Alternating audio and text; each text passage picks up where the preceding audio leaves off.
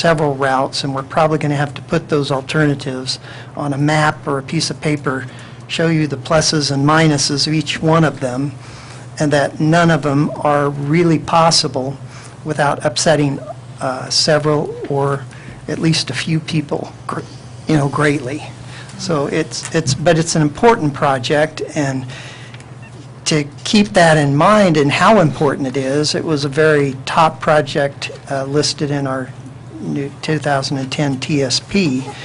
And the reasons it's important is if we're wildly successful and get a few more lots developed in the industrial park, we are required to do traffic studies that show how it's impacting the Sequoia 9090 intersection. And if those traffic studies show that mitigation is necessary, well, the first solution is to have an alternative means of access to the highway. Otherwise, we'll be 5-6 laning the entire highway as a mitigation, which basically shuts down development in the industrial park. And so it's not I'm not trying to scare you, but that is out there, and that's why the TSP said it was so important to find another route. Another route can be Haynes Road that goes up north, so it doesn't have to be Auto Road, but that was the primary access means that was indicated in our TSP that we adopted. We just hadn't worked out the details yet, and that Northeast Canby Master Plan only got rejected because we didn't have an alternative means of traffic to the highway, and the increased density that plan portends was going to lend more traffic to that intersection, and that's why ODOT wouldn't approve it. So I didn't know if all of you were fully aware of that issue on that plan. We want to continue to work on a code improvement package. We did one last year, and there's always things that are coming to staff. For instance, anywhere from we need to alter our code provisions for adult foster care homes. Just recently, we discovered that they do not align with state statute, and they are actually allowed outright and by right within single-family neighborhood districts as long as they're 5 bedrooms or less. And our code says they need a conditional use permit, so we need to alter our code to fix that. And then to fix several other things, too numerous to mention, but including some possible revisions to landscaping and 2-story requirements. And so we hope to get that package sometime through the next end of the year. And towards the end of the year, we would anticipate doing another customer survey. We will have processed, I think, enough applications by that time that it might be worthwhile to ask how we did in processing those. And last time we included the county in that survey as well to see what people thought of how they were doing as well. And Scott Caulfield was very happy that we went ahead and did that. We didn't get all that much response last time, but still I think it's a worthwhile exercise to do. I also wanted to point out that we've begun our efforts on a buildable land needs analysis. And that again is kind of related to the fact that we're running out of lots in Canby. Therefore, we need to facilitate annexation. And the #1 project to do that is to get an updated buildable land needs study analysis done. We've agreed to do that in-house because Matilda actually has quite a bit of expertise in that area. She's already secured a volunteer GIS intern that will be starting in a month here or so to help her with the extensive mapping needs that go along with doing that kind of analysis. And we're developing assumptions right now. And that project will take quite some time to do, and it's very labor intensive. And so I just wanted you to be aware of the efforts on that, and that it will stretch out through the next year to get that done. And it should facilitate annexation. It's one of the primary criteria that come in is answering, do we need more land of this type? And we'll be able to have a better answer to that question, and we won't be guessing so much when these annexes come before us. Ryan, with that piece, does so that within the cities, we have a lot of what appears to be open space within the city. Does that dictate how we look at annexation or expanding the city boundary? Well, some of the other vacant property that you're saying, of course, you're talking about that property that's unincorporated, that's still outside, yeah. but potentially surrounded Right, by the those city. islands. Yeah, and currently our annexation ordinance identifies some of those areas as needing a concept plan and some of them needing a development agreement. And then many of the smaller parcels, they don't need either of those. And so it's kind of easier for them when they want to propose to annex because they don't have those imposed requirements on them. And a smaller parcel doesn't really need a master or a concept plan because it's smaller and there's not that many choices, and the surrounding area dictates pretty much what you'll do or what you need to do. It's the larger areas that need that master planning, and those two larger areas, Northeast Canby master plan, the North Redwood, and then the one south of Hope Village. Those are the three that really need it. The rest aren't that important necessarily for concept planning. The concept plans are just that, a much bigger, grander plan Right. than deciding Right. if we're going to add a couple of houses to Right. an island. Okay. Right. So I think just to close up real quick, let's see, did I mention, I think I mentioned the highlights. We didn't put all of our goals in front of you in writing, but we put a few down. One of the busier departments, I think, right now. Brian, how are things working with the county contract? I'm glad you mentioned that.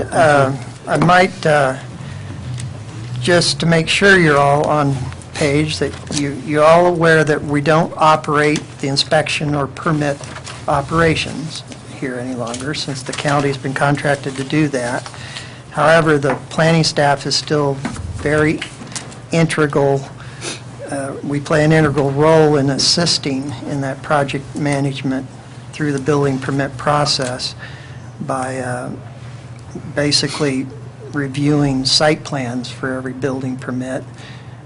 We take in all of the fees, the city fees that are associated with building permits, and that includes the system development charges, our street excise construction tax, and a couple other related fees. And then we have to do the release letter that goes out to the county so they can issue a building permit once we've collected those fees and finished our zoning conformance review. We have, basically we're going to continue to process those as expeditiously as we can. And one of the things, two things that you can anticipate seeing is a SDC fee inflation adjustment, probably in the next master fee schedule that you'll be adopting in May. So we need to rush to try to go find out what that inflation index is and put an adjustment factor. We didn't do that before because we were adopting brand-new SDCs, and so a couple of them, it's been over a year, and it's been about a year now since we've adopted some of the new ones, so it's about time that we do that inflation adjustment. And then I'm also trying to work with Scott Caulfield at the county on what we should do in this next year on our building fees, which the county is currently using our city fee structure for building permits rather than their own, and it hasn't been changed or looked at for several years now. And so it has not been inflation adjusted for several years, and the county has upped their fees, and I've asked for a comparison, but haven't been successful in getting that from the county yet. But I don't have the expertise to set our fees. That it really needs to be done by a building official. And I think in this next year, it'll be time that we look at those.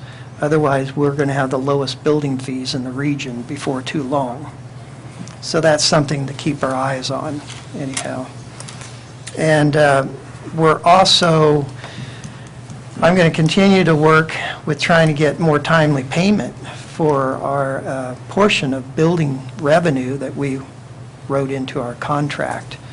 And I'm ready to go to some higher authorities with the county here to try to see if I can figure out why we're not getting those in a timely manner. It's not a lot of revenue, but it is what we... It's revenue. It's revenue, and it's what we have in our contract with them. And so we do... When you go to the county to ask about that money, can you ask them about why it takes them so long to get permits issued? Oh, yes, we get that question every day. I deal with Clackamas County all the time, Yeah. and I can go to Beaverton and pull that permit, the same permit over the counter in an hour than it takes them 6 weeks to get a permit. Yeah.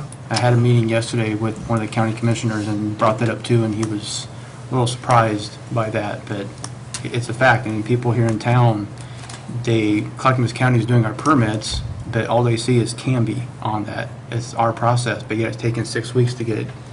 Clackamas County, at least 6 weeks for them to approve permits. Is there any talk of anything in town where we can, after the next contract with them, to maybe outsource locally, do a certain dollar amount?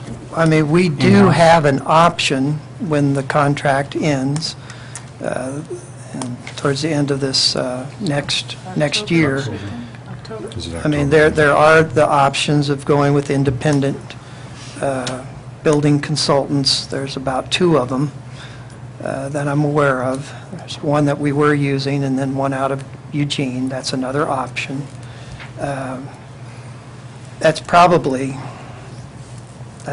our only other reasonable option right now. Yeah, I don't But think, I'm not too concerned about large projects, like the big industrial park stuff. I mean, that stuff's going through county, and there's a process regardless. It's the smaller $100,000, $50,000, $150,000 tenant improvements that can be done quickly, and they want to get them done Yeah. quickly, and they're waiting 6 weeks to build dressing rooms for, I mean, it just, For example. yeah, for example. Yeah, and of course, we don't have any control over that Exactly. internal process, and No. the most that we can do here, and I think we've been pretty darn successful, is that we get those out and done sometimes in one day when it's taking them the 6 weeks. Yeah, Because exactly. we're not reviewing the Right. structural plans, we're only reviewing a practically non-existent site plan if they're doing internal remodeling. Yeah, the and work that those I've type done here in of Canby, things. you guys have gotten stuff out in a day. It's just waiting on Right. our friends to get their part done. Right.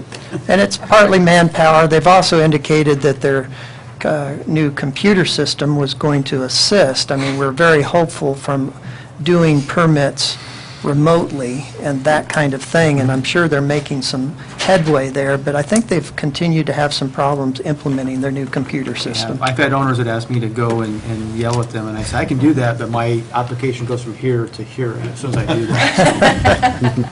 I don't do that. What application? You might need to resubmit that, Mr. Rocha. Well, I just share with you that we're not hearing, maybe it's because they know it doesn't do any good, but we're not hearing the complaints in our office because we see every one of the applicants in our office as well. And they're not commenting, other than it takes quite a while to get through the process. That's all we hear. Right, to echo Councilor Roach's point, I recently had some great feedback about our planning department and how quickly things have gone, and the service, the level of service that they've received was great.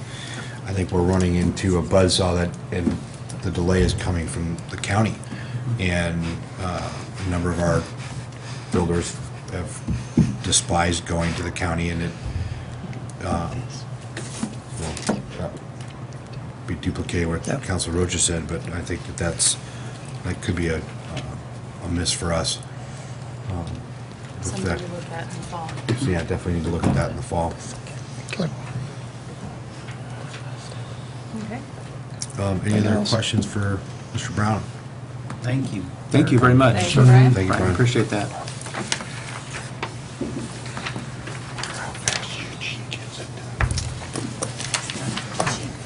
Time for the police department.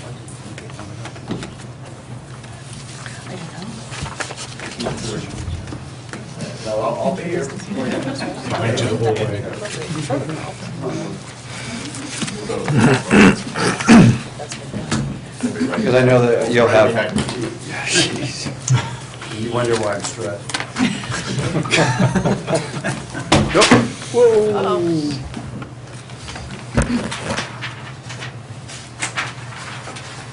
So, Brett Smith, Chief of Police, and while we were preparing our department goals in relationship to the city council goals, they kind of fit into several categories: the community, public safety, and public service related goals. But I think for us, as we were kind of looking at, there was about 3 categories or 3 areas that we really kind of focused on. And I'm not going to go in order per se, but those particular areas of importance we thought were community, personnel, or technology. And I can start with just community, and several of those that we put in there are going to be our citizen and officer recognition. We believe that that's a pretty important piece and something that has not been done. And I think one of the ones that we wanted to do is look at our community as well. We have a lot of opportunities to really recognize some of our community members that are involved in either reporting crime or assisting us in particular crime, and we can do a better job of recognizing them and putting some kind of a ceremony together that would do that. Other ones, continuing the Citizens Academy. Some of you had an opportunity to be a part of that.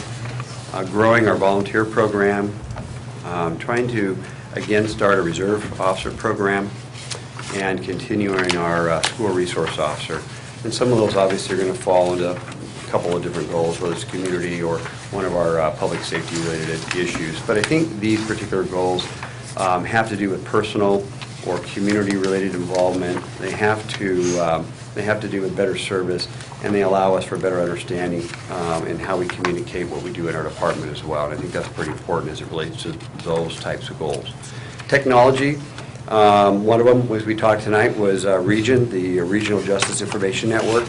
Other ones include replacing or updating our mobile data computers, electronic citations, or mobile video technology, which has been very important. And all this technology is continuing to change, and it's a matter of chasing that on a regular basis to keep up with it so that we're keeping current with the technology that's out there. They help us do our job better, allows us to have more efficiencies, and hopefully get to a paperless system at one point in time that blends better with the court system as well. One of the other goals that we have that we put down was personnel. One of that is to fill our authorized vacancies. There's 25 positions that are authorized.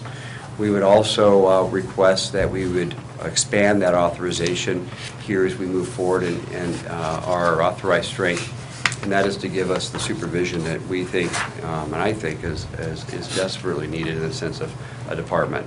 Having 24-hour supervision, making sure that there's leadership, there's mentorship, there's availability of supervisory staff that accounts for our officers' actions, is available to the public as far as complaint-related issues. We have 2 officers at times on a minimum. One goes to jail, we only have 1 officer in town. Very rarely do we want that officer being involved in an incident on their own. We're having to wait for cover. Another supervisor also acts as an opportunity to give the support or safety issues, so we're not waiting in limbo for either the officer to return or another cover officer, maybe from the county or something like that. There's a lot of reasons why that supervision is important, and we'd like to move that way. The other one is on there is an administrative office specialist to assist us as it relates to the records in court. The police department about a year ago took the responsibility of oversight for the municipal court. We have court there. It wasn't attended, And there's a lot of duties to that right now that we have one person trying to balance that act between records and court to include a lot of auditing, verification of data material that it's just not getting done the way it should be. And it's just too much information. Obviously, I think we need to wait a little bit, and as part of our goals is we need to determine whether or not court's going to stay where it currently is, or if there's another perspective, vision down the road that might fit better downtown if we build a building. But I think that is one of our goals, that we have appropriate supervision for people, staffing to do the work, especially when you have an unexpected division that we've taken ownership on. The last one that we have, and I didn't mention the court, and it really fits into the city's goals also, but that's electronic payment or a online payment.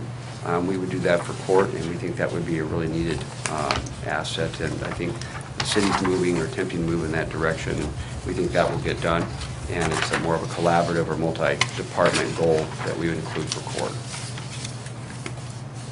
So there you go. Questions, comments for Chief? Good job, you guys do. Yeah, thank you very much. Actually, I do have one more question.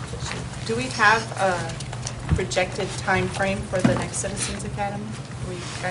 We're looking at any dates? We did it March a year ago. I think our goal was to do it at least once a year at this point in time. So we're looking at trying to implement that, soon. So I think that was the goal. Yeah.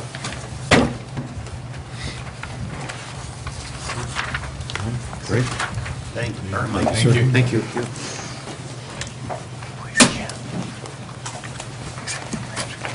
Good job, George.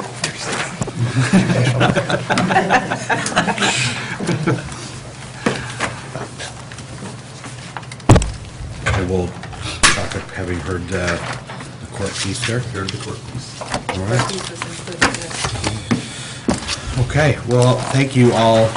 The department heads, I appreciate you guys coming in and giving us an update on where things are at. I know that this is only a partial laundry list of the activities and things that you're working on, and there's probably a lot more there to it. For us as a council, my idea behind this, the crux was to try to take our goals and be able to flush out kind of the pieces that the staff is working on and their goals and how that kind of all ties together. One of the things that I've had conversation about with Amanda and whatnot was, what's next? Do we kick this around for a little while and let it review it and pose our own questions, get together, and in terms of a conversation piece as a group? One of the conversations I had with Amanda and Councilor Parker and I had a conversation yesterday about was, is it a work session prior to a council meeting to? Is this do we prioritize these? Is it just more of an information piece for you guys? Do we have questions that we need to dive into and talk about further? Is that one of the ideas I posed to Amanda, is that a Saturday here in the council chambers just to go through and hash this out, talk about it? I don't know, that's kind of where I think this is great information, but what do we do with it from here? So I'm looking to you guys for some direction and how you guys want to handle it from here. Well, Mr. Mayor, I appreciate you taking a leadership role on this. I don't quite know where our scope should be. It's great that we're looking at a 5-year financial plan. Mm-hmm. I mean, that's a good first step. It seems like we need to do a couple of things at once. We had the citywide visioning process, which I think is good. It would be good to repeat that in a couple of years. But one of the things that you and I were talking about is what's the time frame? Is it 1 to 5, 5 to 10, or 10 to 20? And it might be worth a discussion on whether we want to tackle a 10 to 20-year visioning plan. Those things aren't nearly as fun, because usually our needs 10 to 20 years from now are going to cost a bundle in terms of the things that we need to be doing. So it's not nearly as much fun as saying, let's put in a park or something like that. Right.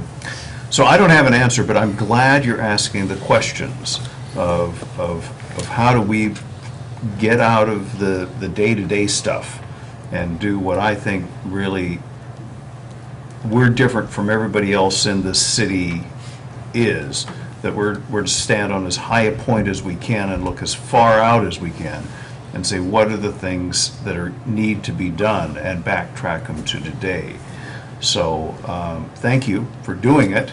I hope some others actually have some answers to the question, but I don't. Well, I need that's to know. why I asked that question, because, as we talked about, you go back, to where you look, where we're at currently, and what's going to happen in Canby in the next 5 years. We're, as Brian's talked about, we're talking about adding, more, the need for more housing, and what's that going to look like? Well, what type of housing is that? So that's a conversation. And you go back, you've got the Mayor Carson administration, the Mayor Thompson administration. I mean, you go back all the way to the Prince administration, and that's where you've got the industrial park, starting that conversation. And here it is. We have it. We've hit a bump in the road with the economy. Where will that be in 3 years? I don't know. But had that stand on the cliff and look further out to go, okay, is that something the community wants? Is it, and do they know that they want it? Or do they, we have the Apple conversation. Yeah, the Steve Jobs. Steve Jobs, thing yeah. that I always talk about is that Steve Jobs didn't do a survey when he came up with the iPhone. He says, he didn't ask people, do you want a phone that does these things? Right. Is that he imagined something that was needed, and at our very best, we can do that. Is that we can see a goal to help peg the city to. But with the 20-year stuff, it's really boring stuff on what's the capacity of sewers, what's the capacity of roads, and things like this. But I think it would be to our credit to ask those questions. Well, I know there are pieces built in that we know, like stormwater master plan gets revisited every 20 years. We just did that. Yeah. But that's the unattractive part of what we do. It would be great to build new civic buildings every year. We can't do that. Stop it. Or put in new parks every, you know what I mean? And Spray parks. There we go. a spray park, I know that's Jeff obviously has heard that probably a number of times and trying to figure out how to make that work. So, what are those, how do we balance the have-to-dos with the want-to-dos? We have to have sewer, and we go to hit the light switch, and we don't want a 30-second delay before the lights come on. We want it now. We turn on the water, we want it now. We flush the toilet, we want it gone now. But all that stuff's got to go somewhere. So I that's where this has been great, these last two meetings, to be able to get kind of the, what's everybody working on? Now it's up, what do we do? This is great information, but what do we do with it? I don't know if that's... That's why we need a work session. Well, I can let you guys noodle that. I can talk with Kim, and we can do, your favorite topics is work sessions, and figure out how to prioritize them. I know you guys love work sessions, but there was a mayor that I got to work with that held a number of work sessions, and we got a lot accomplished, I thought, during work sessions. I think the mayor should buy pizza. I would buy pizza for work. There you go. Now we're talking. So, wait, I'm on camera and on record now saying that. Well, I heard him say, I will buy pizza. Did you get that, Ken? if I can encourage council members to forward ideas to the mayor, Please. and he can discuss this with Amanda and find out what's feasible. I would also like to restate what I said to you the other day, Brian, is that this might be something we could do better with some professional help. Seek professional help, I think is the word. I think of the wonderful late Tom Olson and how he facilitated those visioning processes in a way that nobody else could, but of helping to set a scope. We're going to look at 5 years. We're going to look at 1 year. I mean, and that's been my frustration over the past 3 years, is that it becomes such a mishmash that if there's a crisis, a piece of equipment that isn't working, then now we're at 1 year, and then we take a look at a library that's going to be around for 20 to 50 years. And it becomes so hard to do this job. So if we can carve off some time and say, okay, this is what we're going to focus on, and this is how we're going to do it, and seek professional help. Well, and I want us to avoid the meander. Yeah. The meander is dangerous. It becomes reactionary instead of being proactive, and I would rather we be, as a council and as a city staff, be proactive to what we need to get accomplished. You know, and that's kind of what I wanted to see from these, which staff did a great job of being able to get to us to say, here are our top issues that we're currently working on and we see as a big deal, and there's a lot here. There's a lot of, and it's, if you look at it, I don't think there's a lot of, gee golly, I wish we had. It's stuff that's important to do and helps maintain and run the city. And it does take longer than 5 or 10 years, unfortunately, to come together. Did you have something? Yeah, I'd like to see us be able to look back at previous administrations, let's say 2015, 10, and see what goals they set and what did they accomplish. If we're going to be doing the same thing, are we going to be accomplishing setting these goals for future administrations? Sure. I'd like to see that historical perspective. Well, we did see that with the when we revisited the visioning exercise, Greg had mentioned much of what we had accomplished came from a previous city visioning plan, and what we're looking forward to doing now is a lot of that is loaded in and ongoing from that. It's just, you know, in here, I think under Brian's piece was the conversation of the emerald necklace. That's been something that's been in the works for, Melody, how long has the emerald necklace been a conversation? After the Terry Prince. Terry, so, you know, 10 years or better. At least 10 So, years, yeah. and trying to make that kind of connect and work. So, you're right. I mean, those are those things that, Yeah. and it very well may be that we are the ones that have the conversation, and it's a council down the road that actually Implements. implements it. And I'll use Sequoia Bridge as a perfect example. That was something that was talked about as part of, you know, previous administration, and here we are finally seeing it happening and coming to fruition. You know, the civic building piece. So, Haley, you had your hand up. Did you want to make a comment or a question? Not anymore. Okay.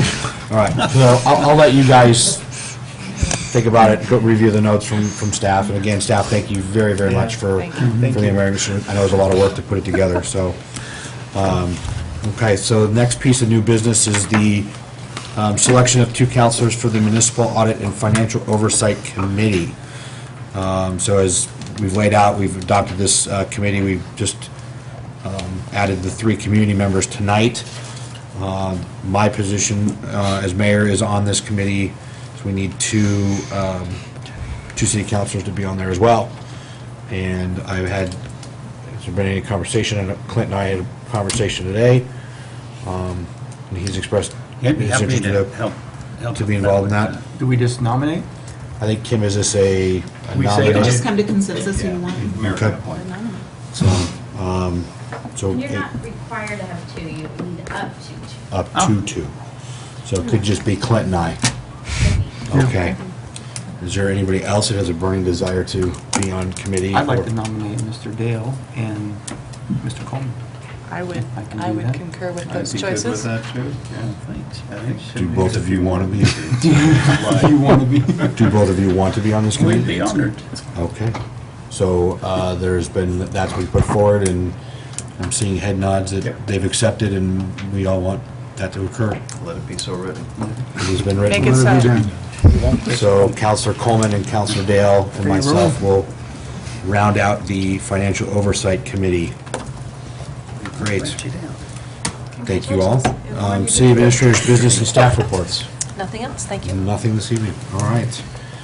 Second opportunity for citizen input. If there is any, Bob? Bob or... You're the only one that hasn't spoken tonight. The only citizen left. Then we will move to action review. You have adopted Resolution 1183. You've approved Ordinance 1397 to come up for second reading on April 2nd. And you've selected Councilors Dale and Coleman to be on the Municipal Audit and Financial Oversight Committee. Great, thank you, Kim. Is there an executive session this evening? No. No. Before we adjourn, again, thank you all tonight, city staff, appreciate it, and Mr. Smith and Mr. Dr. Perman and Mr. Shuey for coming and speaking to us this evening, I appreciate that. With that, I'll take a motion to adjourn. Mr. Mayor, I move we adjourn. Second. I have a second. All those in favor? Aye. Those opposed? All right. Good night, Candy. Thank you very much.